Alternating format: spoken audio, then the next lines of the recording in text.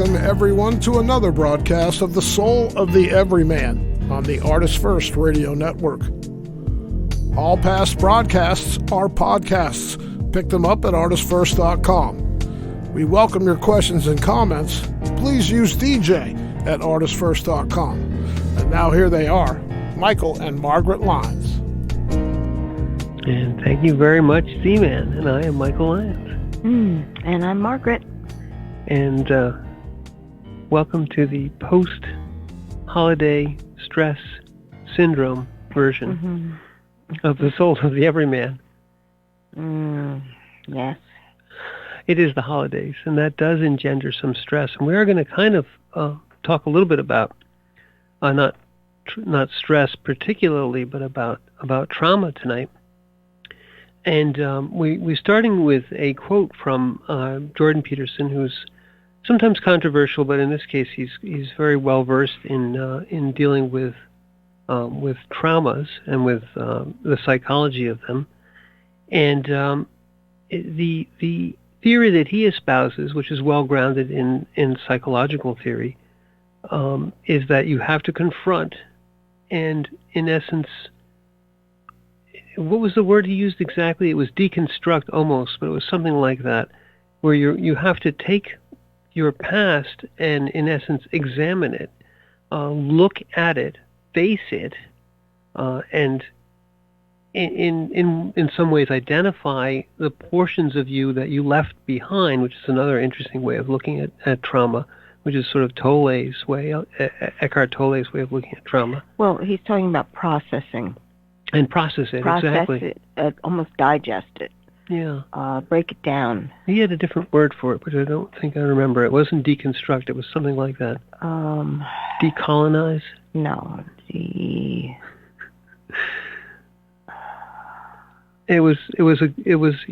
Jordan Peterson is, never use one word where 1,000 will do. Oh dear. He can talk like a demon. He basically, his living is being able to speak to people, so he's got quite an extensive vocabulary. And he knows how to organize a lecture.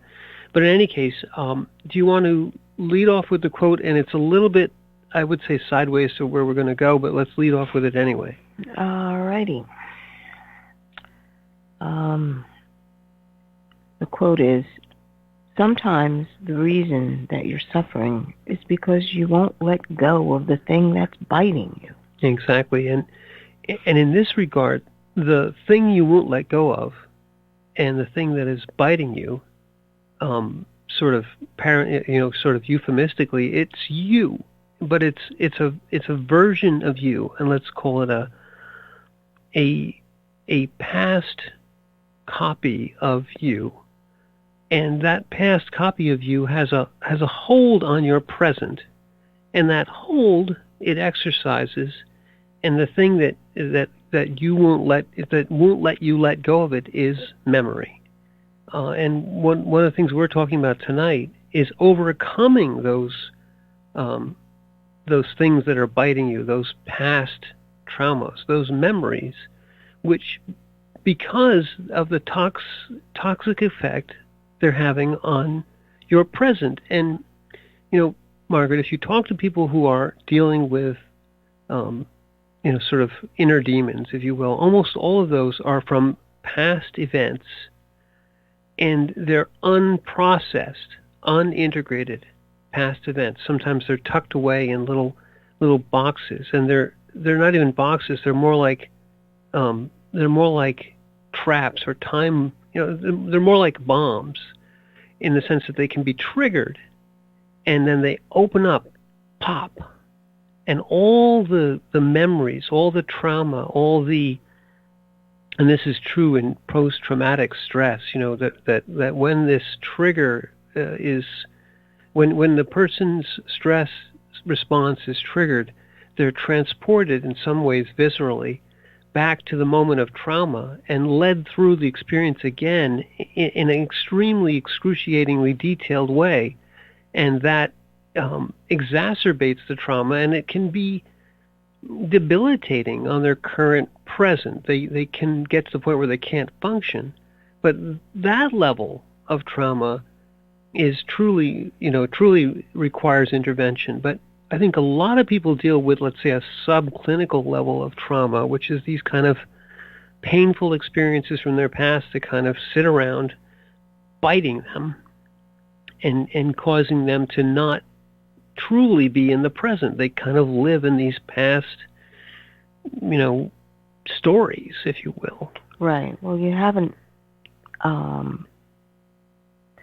looked at the situation, whatever the event was that caused the trauma, and really taken it apart to begin to understand or process it so that you're not having that response.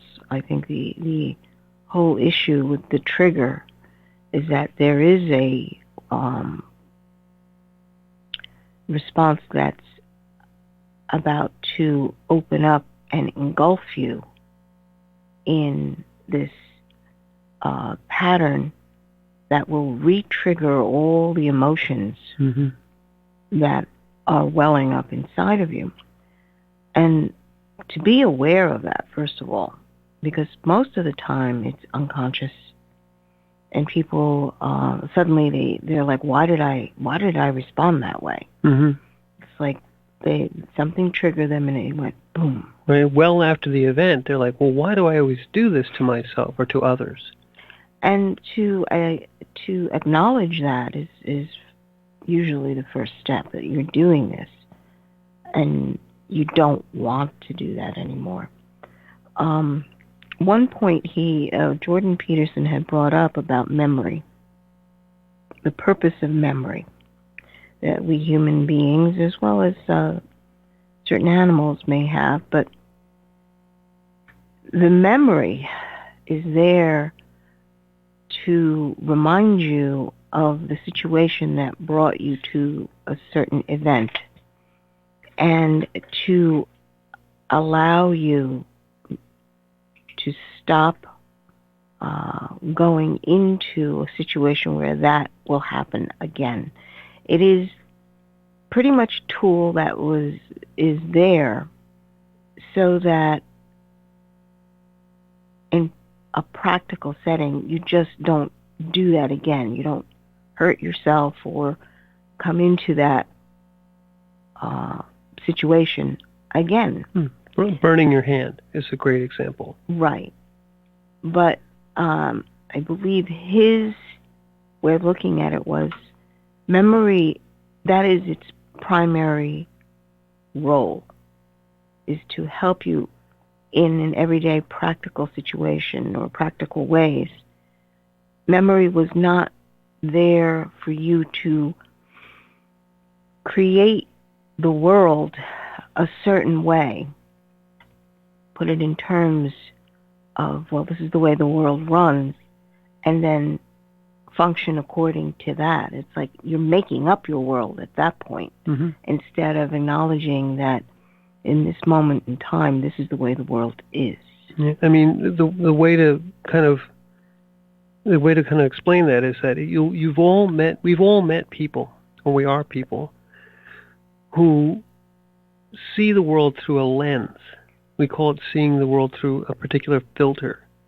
What does that? What drives that? What drives that is generally that they've found that somehow, based on past experience, they've formed a, I said a lens, but they've formed a preconception of how the world works. And you hear it sometimes come out of their mouth, say, well, this always happens this way, and this always happens to me, and if this goes this way, then this bad thing's going to happen. And you hear this kind of as a litany, and if you find a person like that, you can often say, well, they're unwilling to take in anything new. They're trapped in their worldview.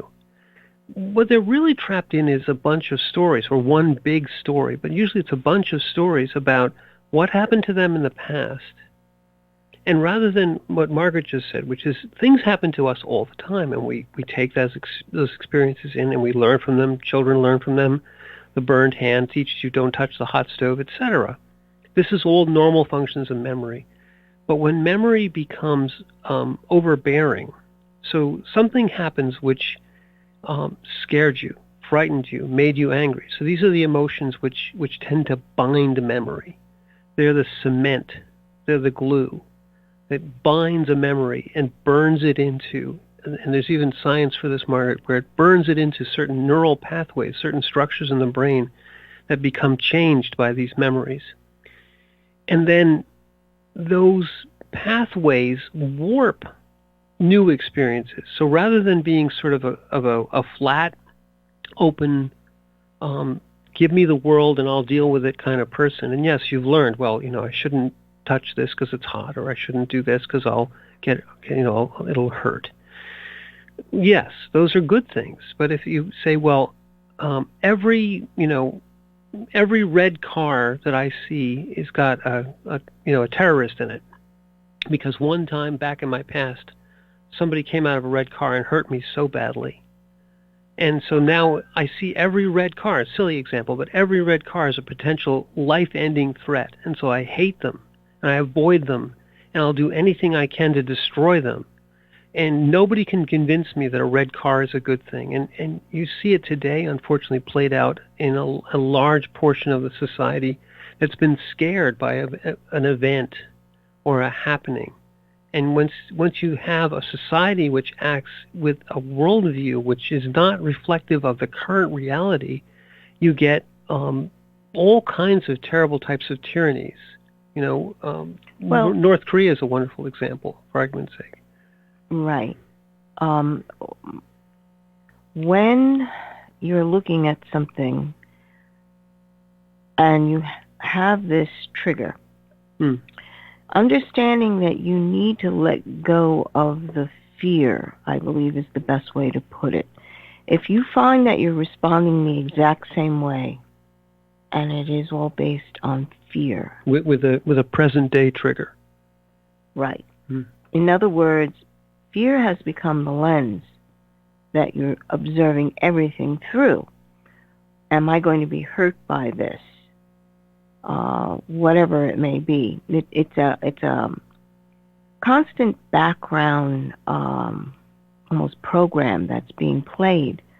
But to understand that you are supposed to take whatever the event is and process it so the fear is no longer there, because fear will narrow your perceptions, and it's only looking for certain cues in your environment or whatever interaction that you're participating in, instead of it being from a very stable observer kind of mode, without the fear or the emotion, just observing, so that you can take in the circumstances that are going on, or the events that are going on, without projecting fear.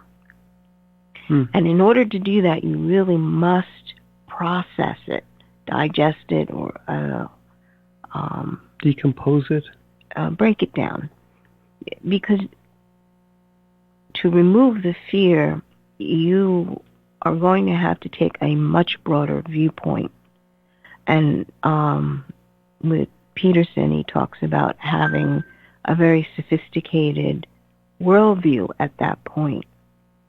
Because, say, someone had done something, and many times it was accidental, unintentional, or something completely out of their control. This is something that had happened in the outside world, a storm, a random storm, or something like a tornado that tears your house to pieces, or something of that nature. Something very violent and life-threatening that brings up these emotions that bind an experience into a very low portion, or very, very fundamental survival instinct portion of the brain. Right. And to understand that, well, when you get the warning, let's say that there's a potential for like a tornado in the area, to break it down so that you are able to handle it, meaning that you get to a safe place, whether it's a storm cellar or a basement or something. But in other words, processing it enough so that it's still a threat, but you're not in a panic mode. And debilitated by it. Right. The fear hasn't paralyzed you or stopped your thinking processes so that you cannot survive. You're just running around. And that's a great point. Again, memory wasn't designed so that you remember the traumatic event so precisely that you are incapacitated from dealing with another one. Right.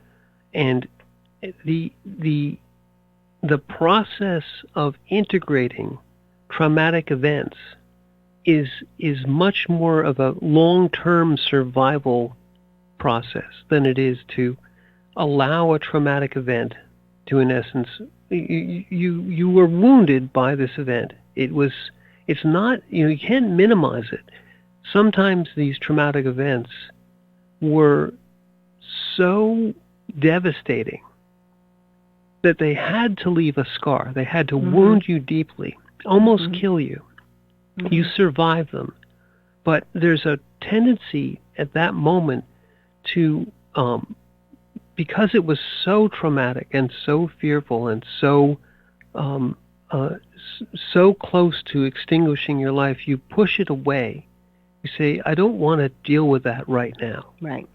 This is like insisting, if you think of it in the terms of a wound, it's like insisting a wound in scar tissue, but not realizing that at the center of that insisted scar tissue, there's still an active pathogen. There's something in there that can still hurt you. And you close it all up, and from the outside, and this happens a lot with people who have deeply experienced traumas that they carry around, from the outside they look perfectly fine like anybody else. But if you dig a little deeper, or if they in their own experiences find that there's these certain triggers that press upon that insisted wound and cause it to re-erupt. In the sense of an analogy of a wound, it would be like opening it up and it's bleeding again. The problem with a wound, you can see that, but with these types of psychological or neurological traumas, you don't see it as a wound, but you see it in actions, or you see it in things that are not taken. It's expression. It's expression. You'll see a outsized reaction of emotion, and that can be fear. It can be anger. It can be all kinds of behavioral expressions. It can be that you will not attempt a particular action or event, regardless of what benefit you might get, because your worldview says that this leads to death, destruction, pain, and I can't do that again. Now, those things you carry around with you, and the reason you carry them around with you is that they are in your memory. And when you reach a point, and people reach a point where they wish to confront these things, it can be done in some ways. You can do it as, if you have enough of an introspective nature, you can reconfront and from a different perspective. Let's say now you're an adult, and as an adult you can look back on that past childhood experience and try to reintegrate it. Sometimes you can do that yourself, but with most people who are undergoing tremendous debilitating effects from past experiences, which they've completely hidden, the only way to get through them is through some form of therapy. And Peterson goes into that in great detail, but a large portion of it is doing what Margaret just said.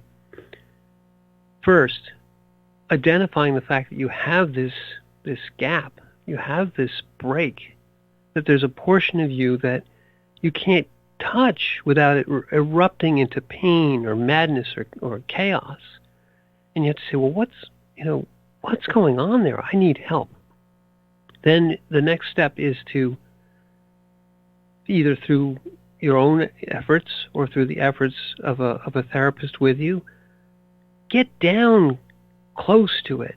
Identify, push the brush away a little bit and identify, well, here's the part that hurts. Here's the part that's insistent. We don't want to go in there yet, but this is the thing. These are the triggers, these 3 or 4 things.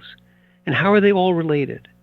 Well, they're all kind of pointing in a direction where there's some buried pain. And then you have to step closer to that and closer to that. So it's a gradual process of drawing back the veils, the scar tissue that's been insisted upon this thing, and then and not experiencing it in the manner that you have been all this time with a trauma, which means it's triggered and it blows up like a bomb. Re-experiencing it in step by step. Well, what really happened? Let's go through it step by step. Write it down, or in some way tell that story. Reintegrate that story back into your actual life. Well, when you're older, hopefully you have a different perspective. I mean, you haven't been stuck in that moment of the past. And moving forward, acknowledging, first of all, you're not the same person you were when that incident had occurred. And it's time, because there's a part of you that knows it's time for me to look at this now. You may not have been able to handle it back then, or not deep enough, but it's time now. Because it weighs you down. You don't want to be dominated in your reaction to a situation. You don't want it to be this automatic program that every time this happens and I go down this road, I'm tired of that. I don't want to do that. So that first step of, well, okay, I see what's going on. I'm going to choose a different path. Isn't it, Margaret, analogous to an alcoholic or a drug addict reaching that point where they say, well, I've got to get help here? Right.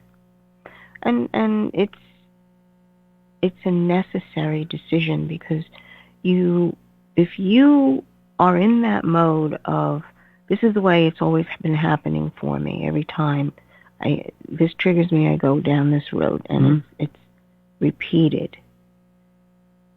You do not, what's the word? It's not allowing the movement that your soul really wants to have. It wants to go on. It understands the pain. I guess the best way to put it is, if you avert looking at whatever the memory is, then you're running away. Again, it's like a fight or flight syndrome. The only way to handle this is to be able to walk through it. And to walk through it not in the same reaction, but basically you look at it and truth is your friend here. There's so many stories you can wind up telling yourself to make yourself feel, quote unquote, better. But truth is truth. And if you're willing to go down that road, to just simply acknowledge things as they are, it's the first step in allowing yourself to really deconstruct this story that you're tending to, because it feels so bad that you need this story to feel better. I mean, one thing that's interesting, there's an example of Joyce Myers, which she famously had to confront years of abuse by her father. And this is the kind of thing where you can say, well, so this is truly abuse. This was truly done with malintent. Right, malice. and you have to reintegrate that into your life without losing the fact that this was not okay. This is part of the problem of why people insist things too, is because they say, well, if I can't deal with this because this was so evil, I can't into my worldview map something, of someone who should be a protector and a leader, map that same person into the role of a predator. Right. But truth, what Margaret just said, is the lens, is the flat lens. It's a lens without curvature. It doesn't bend and warp things. The truth is that this complex, broken person who happened to be your father had all of these, perhaps also psychological traumas. And you, when you are bringing yourself to the point of having to confront these things, you have to do it with the safety of saying, yes, that all happened, but it's not happening now. And I have to say to myself, yes, this person whom should have been my protector and should have been my role model was an evil person or did evil things. You have to weave that in. So the part of the break, people tell themselves all these stories or, have no way of confronting this, is they say, well, this can't exist. This can't be real. Everything in society tells me that this is not real, so how can it be real for me? Going back and re-knitting that, re-sewing that gap back together, healing that wound, is drawing those edges together, that giant rent between the person whom you thought loved you and the person who hurt you, and sewing it together and saying, yes, it's the same person. This person has done these things, but it's not two different people. Yes, it was done to me. They both loved and hated me. And it hurts to do that because you have to change part of yourself. You have to get rid of that story that you've lived with and you've nurtured and you've given yourself a fantasy. But that fantasy is also wounding you in the present day when you're triggered. That fantasy still comes up out of the darkness and out of the pain. And Eckhart Tolle calls it the pain body. And a tremendous amount of energy, a tremendous amount of your present life force is bound up in these past traumatic memories that you cannot access it because because you're rejecting it. You're saying it's too scary, too painful, too disgusting, too shameful. Too shameful. Shame is a huge force here. Huge. So you have to open that up and say, none of that was, from the point of view of Myers, none of that was my fault. Right. So the shame is saying, blaming yourself. None of that was my fault. None of the evil things that were done to me were deserved. Yet, even still to this day, I want to have a relationship with this person who hurt me because they are my father. But I have to knit in. We have to get, and this is part of this is the ability to adapt and forgive and not forget. Memory is very important here. You must, in forgiveness, you do not make it right. In forgiveness, you remember it exactly, but you take away the emotion, the pain, the debilitation, the locking away of your present joy into past pain. Right, the fear or the concept that you have of yourself when you were hurt. Exactly. Okay, because in a moment like that, you believe that somehow you brought this about. Especially if you're a child at the time. Children always believe that they are the cause of all the bad things that are happening in the family. It's just the way it is. They believe that somehow they must have done something. And to understand that that's not true. Not true. And you are no longer that little child. You have to be able to look at it with mature eyes and say, this person was sick. and I didn't do anything to cause this. It hurt, but my worth is not in what they have said or done to me. Exactly. Yeah, I am not what has happened to me. I am not a victim. That victim mentality. Like you have no control. You have absolute control over yourself. And you have to choose in that moment the next direction you're going to move in. And hopefully you're going to move through the pain.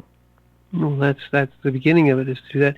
You know what? We've gone. This has been a good session so far, but we've gone well past our half hour. So let's go back to the studio, take a little break, and on the back side of the break, we'll talk more about overcoming past trauma.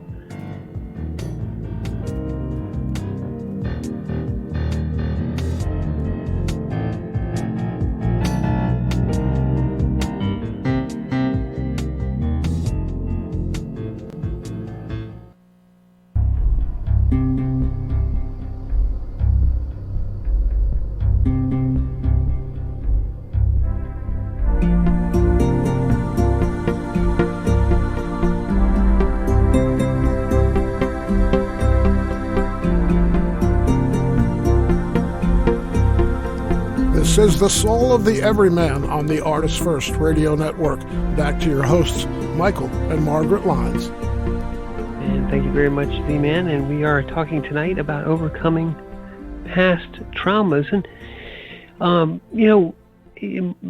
we could be poster children for overcoming past trauma. We are, dear. We are. Because... And we're not special. I mean, again, one of the things that we harp on the Soul of the Everyman is none of us are special. Trauma can happen. Bad things happen to everybody. It isn't why do bad things happen to good people. It's, the proper way to look at it is that being good is no insurance against having some untoward or evil event happen to you. It happens. What you can do, from our own experience, Christopher's diagnosis, the illness that he was diagnosed with, which turned out to be a very virulent and very rare form of leukemia, was a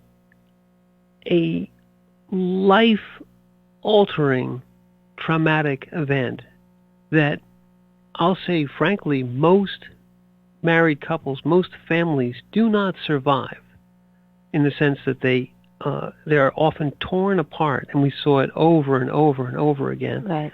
And the reason that these traumatic events tear people apart is that they don't know what to do. They don't know how to deal with them. In the moment of that trauma, your whole worldview is shattered, and if you've got any kind of what you thought was safe ground, that's gone. And we wrote about it a lot in Christopher's book. You're really in a world that you not only don't understand, but that you have no touch points. You have no place to grasp onto. You feel isolated. And what happens in these situations is, there's a tendency to either run, and we saw that a lot, where parents or people in the family would basically vacate. They would disassociate as soon as the fear overtook them. They just were in the wind. They were gone. Yeah. No, people you thought were friends, right? Gone. They were gone because it's too much to handle. Too much to handle. You guys have to handle it, right? Well, it didn't matter in the sense of whether or not you had a connection with them. If the fear overtook them, then that was it. They just ran, because it's a fight or flight. And unless it's you're not going to stand and fight. I'll say that. Most people run. And what happens even if it is you, is within the family itself, there's tremendous stress placed upon relationships. There's tremendous stress in the sense that the family nexus is now taken and handed so many incredible challenges.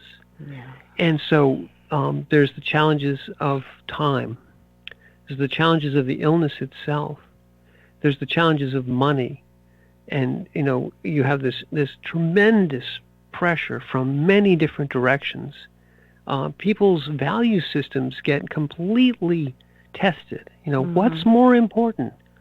My job, my child's life, my time, their time, the well-being of my other children.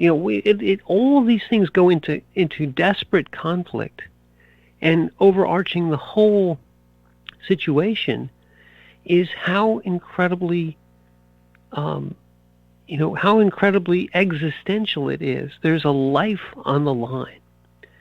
And so when you're put into that and you're given, okay, it isn't like you're prepared for years and all of a sudden you're put into this crucible. Maybe like if you go to war, you've spent at least some amount of time training. You're thrust into the heart of the fire in a breath. You go from 0 to 1,000 without any transition time. And so you're not just taken out of your comfortable existence and put under tremendous pressure. It's done seemingly with capricious glee. The world is not just it's not just turning bad. Everything is bad all the time. Suddenly now, your life in essence shatters, and you don't even have time to pick up the pieces. So you're standing there with a shattered life and more just pouring in from every side. And it destroys families. It destroys individuals. And even if you somehow bring it all together, you can do it, but end up with tremendous traumatic stress scars, which you then have to deal with afterwards. Well, I remember being told, I think it was one of the social workers, but 1 out of 3 marriages where the child has to deal with a cancer pretty much collapsed. Yeah, you'd think it would be higher. Well, a lot of that percentage was especially when or if the child died. Exactly true. Yes. Okay. Afterwards is sometimes when you really see the family fly apart. Right. And being told that in the middle of the struggle, you just looked at them and said, okay, thank you for the information. Because it's like, we know we're in stress. But telling us that these are possibilities that can happen is all well and good, but they certainly didn't tell you any way to cope with this. That's what I thought was fascinating. There was something else which is almost analogous to that. If you recall, I know you do, but I'll just say it for the audience. We were given, Christopher's illness put us from another way of 0 to 1,000 was there were no other treatments than the absolute and last-ditch treatments that they give to kids who have been through cancer therapy for years. We walked in at the end of all that. Right. We walked in, they said, there's no protocol for you. Right. Nothing. We have one thing we can do. It's the biggest gun we've got. It requires as much radiation as can be physically withstood by a human body. Right. And then requires as much chemotherapy as can be physically withstood by a human body. Pretty much they have to kill the body. They have to bring you to the brink of death. And then try to bring you back. Mm-hmm. And they said to us, and that has maybe a 40% chance of working. And then, in the midst of that trauma, if you can imagine that, it's hard, but don't even try. Let's just accept that that's what happened. They put down in front of you about a half-inch thick sheaf of paper, which outlines the side effects for years afterwards. Years and years and years. This could happen, this could happen, this could happen. This goes on and on and on. And then they say, you have to sign this before we'll start. Now, you don't, it's not the equivalent of a gun to your head. It's basically saying, would you like to die today or tomorrow? And you say to yourself, the only bargain is tomorrow is not today. And so you take that chance. But it's that stress alone scarred us for years. Mm-hmm. You know, people talk today about the informed, you know, what we're doing, for argument's sake, for a particular virus or disease, and saying, you have to have informed consent to do these decisions. And the people who've gone through this type of experience, and we're a small group, but there's quite a few of us. If you run into us once in a while, we're like, yeah, been there, understand it completely, know what medical trials are, know what being the experiment in the corner is, Mm-hmm. and have those scars. And then later on, yeah, you fly apart. Your experiences are so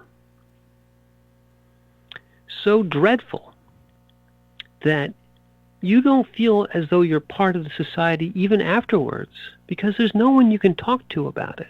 It's true. And interestingly enough, the person you can talk to about it with is often the person you don't want to talk to anymore. That's what happens to families, is that the amount of stress and pain can tear you apart from the person who could actually help you.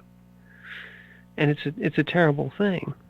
And I think we helped each other largely. We tried anyway. Yes. Well, people process that event differently. It depends on each and every person. Mm. And you have to start with a worldview that is not based in fear. And that helps. That's a hard one. Mm. Because it just felt like at every turn and every moment, you realized that you were not in control of what's going on. And that something could happen. But something bad could happen. Something bad had happened to us. But at the same time, you can't just narrow it down to something bad's going to happen. You began to realize that accepting that also means you must accept its opposite Mm-hmm. of something good can happen. You have to be open to the broadness of viewpoint. Otherwise, you are creating a story in your own head that will pretty much not allow any kind of growth. You can't stay in there, in that little story of, something bad happened to us. We didn't bring this on, da-da-da-da-da-da-da.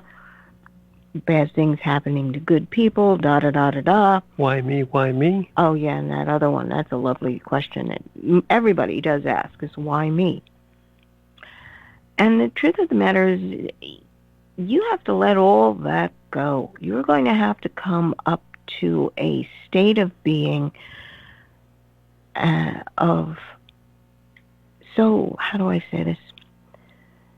You've broadened it so that you've incorporated the concept of death, what you're actually able to influence and what you cannot influence, and not be motivated by fear. You're motivated by a great love, a love of life and a love of the life of the one that you love. And you open up into the truth of what's actually going on and what can be done to assist in helping a life that is in front of you. Is that life, you refocus, okay? You refocus. You've broadened your field of battle. And you've refocused into seeing that every life is going to be walking through some kind of turmoil or conflict. And you're going to be walking through this so that you may learn and you may experience and you come up better than you were before. It's very much so the reason why The Sum of Life, the poem by Kipling, Longfellow, spoke so much to Christopher, because he understood that in your life you can choose to be a hero or just bow down to circumstances and let everything around you dictate your life. And is that what you want? And with children, they want to be able to handle things. They want to be able to grow. They want to be able to live. And in order to do that, you must be able to make a decision. So, beginning to learn how to take a decision is usually your first step in living life. And teaching how to take a decision was something that we had to teach our 5-year-old. Well, if we back up just a little bit, though, when we were thrust into this, when all of us were thrust into it, the whole family was thrust into it, it was so fast and so devastating that the choices became stark. In other words, the way most people get into this situation takes years, and it's a grind. And, over that time, there's the ability to rationalize. There's the ability to say, well, this isn't, this somehow is that we are special, that somehow this is who we are, identify with the disease. And all these things are blind alleys. They're bad pathways. They're things that then internalize and become trauma and stress. Now, it's not that this is better, but when you're thrust underwater, when you're thrust into the heart of the fire, you have only the purest of choices, life or death.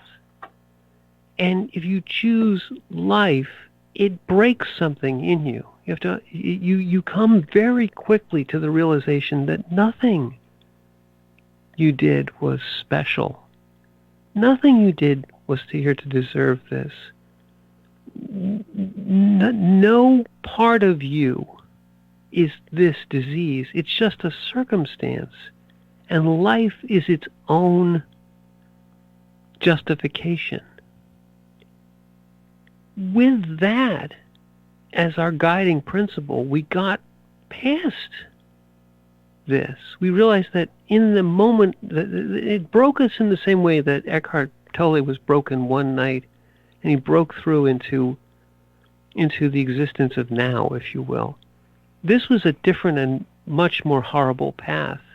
But in being thrust into the heart of that fire and having to choose, our choice unintentionally, at least not consciously intentionally, our choice put us on the path of now.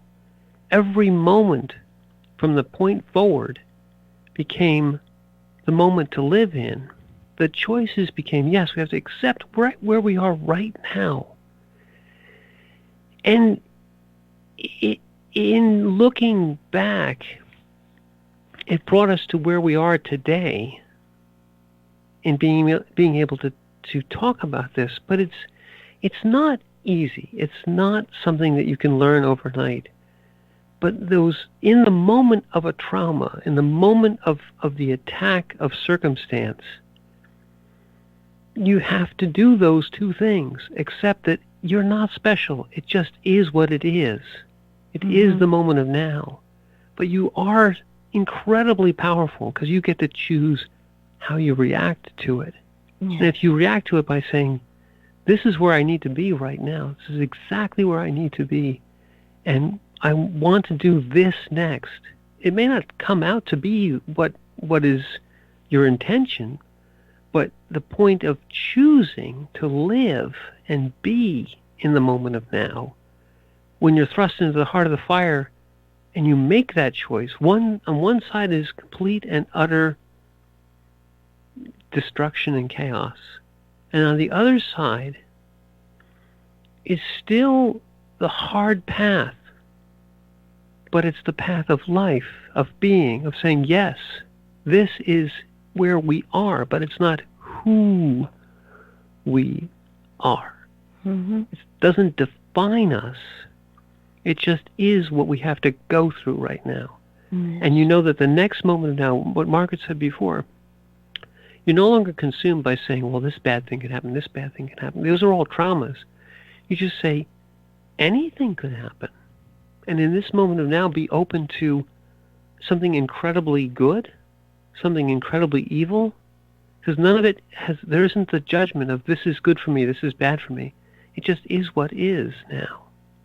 So when we signed those papers and Christopher went through, the total amount of radiation that is the maximum he could have for the rest of his life. In other words, he was exposed to the amount of radiation that you can have, the maximum amount you can have for the rest of your life. One of the things we signed, they said, he can never have another dental x-ray. Never. Not one more millisievert of radiation could he take. He's going to have the maximum. Right. He could never have another. When we went through the second transplant, because we did this twice, he couldn't have an iota more radiation. We had to do a completely different protocol because he'd had it all. That was it. Yeah. And it's hard to understand that you almost have to kill a body in order to save him. And as a parent, that's so difficult to even begin to convey what that feels like. There are no words to describe that. Closest I can come to is in the Bible when Abraham had to sacrifice Isaac. You know, are you going to plunge the knife in? Are you going to sign those papers and allow them to bring his body to the point of death? Oh, no. You have to have a faith in something far greater than yourself, because you can get lost in all the technical details of what could possibly happen. And the doctors will not make the decision for you. You must make that decision. And people got lost. Yes. And there's no judgment. Yes. People, they got lost because they just couldn't deal with it. And God, who can? You know, we look back Only and with God can you deal with it. Yes, but you look back and you say, how did we come through it in any way, shape, or form? And it's not we didn't come through it unscarred, but only by grace did we even get this far. Right. And I believe we have reached the end of our hour. So that was our trauma story. And I'm Margaret. And I'm Michael. And thank you for listening.